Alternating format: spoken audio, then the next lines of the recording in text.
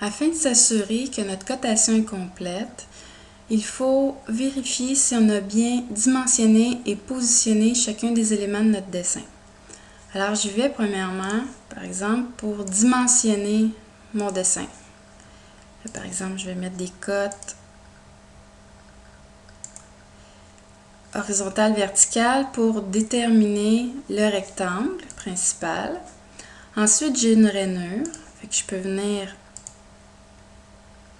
Oups, j'aurai pas d'espacement. Fait que je vais déterminer la largeur de la rainure et sa profondeur. Encore là, j'ai pas sélectionné les bons éléments, celui-ci et celui-là pour avoir mes espacements. OK.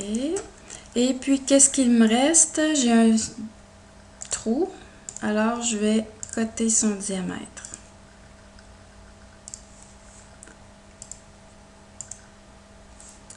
Alors là, pour mon dessin, j'ai tout dimensionné. J'ai la largeur, hauteur de la rainure, largeur, hauteur de mon bloc et le diamètre du trou. Est-ce que ma cotation est complète? Non.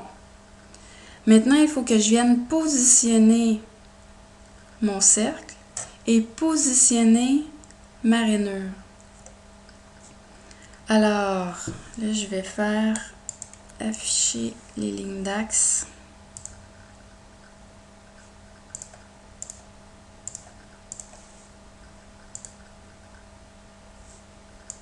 Voilà. Alors, par exemple, bon, selon les esquisses, on viendrait positionner en sélectionnant l'axe. Ici de façon horizontale et maintenant de façon verticale.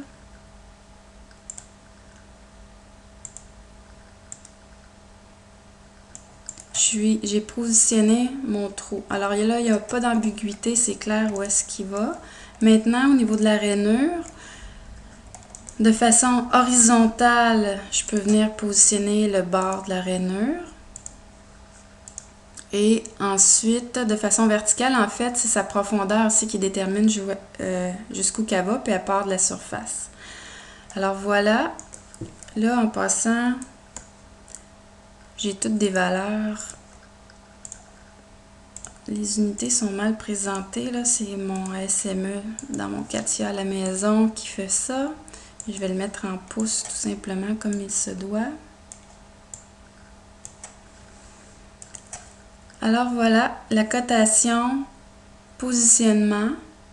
dimensionnement, pardon, tout a été dimensionné et tout a été positionné. C'est comme ça qu'on s'assure que notre cotation est complète.